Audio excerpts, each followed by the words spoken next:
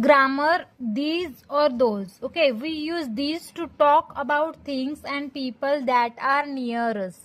ज्या गोष्टी आपल्या जवळ असतात त्यावेळेला आपण काय बोलतो? these. ओके, आपण काय बोलतो? these. आणि त्या गोष्टी so many असतात. ओके, आणि this and that कधी बोलतो? ज्यावेळेला गोष्टी सिंगल असतात आणि आपल्या जवळ त्यावेळेला this, so many असतात त्यावेळेला these. Okay, next, these books are mine.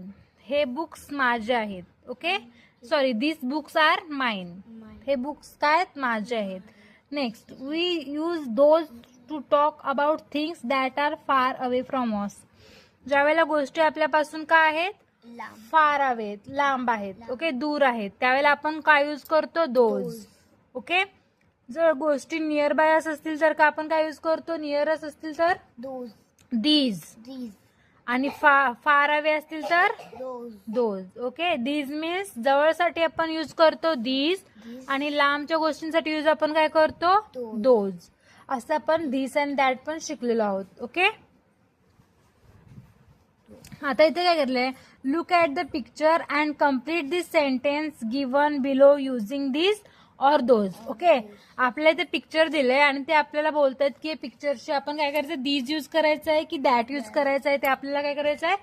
Right करायचं आहे. ओके, आता इथे काय येणार? नियर आहे की फार आहे? Far away. नियर आहे मीन्स काय येणार? दीज येणार. THESE, these. These are bells. काय येणार? These are bells. Right here these.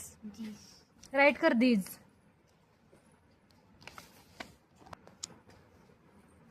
The next, dash are stars. Okay, त्याने काय केलंय? पॉइंट, फिंगर पॉइंट केलंय. कुठे केलंय? स्टार कडे. मीन्स ते काय? स्टार्स काय आपल्याकडून फार अवे आहेत. So here it is, it will become those. What will become? Those. Right here those. Next, third one is dash are sweets. Okay, sweets कुठे आहेत आपल्या? नियर आहेत. So what will become here? These. Right here, these. Fourth one is dash are crackers. Okay, crackers are far away. Okay, far away. So we can use those. Write those here.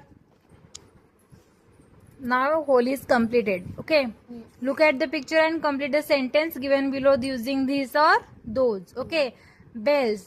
These bells are these are bells. Bells काय आहेत? जवळ आहेत म्हणून these.